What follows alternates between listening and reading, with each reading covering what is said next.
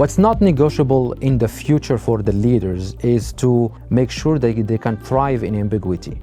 The world is changing so fast, and we should see the ambiguity, or the VUCA as we call it, volatility, uncertainty, complexity, ambiguity, as a positive aspect of our daily work. So how can we thrive in ambiguity? Almost 60% of the workforce will need to be reskilled or upskilled in the next 3 years before their job is completely changed by the AI.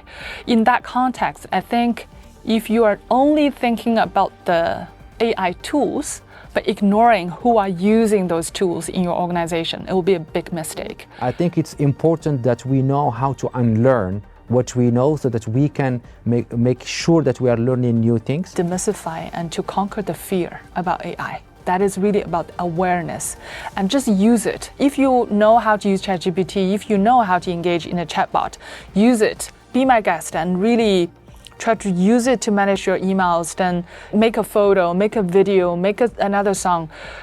I think to use is always the best way to demystify any technology. How can we embed long life learning into our career, into our daily life, so that we keep upskilling ourselves for the future?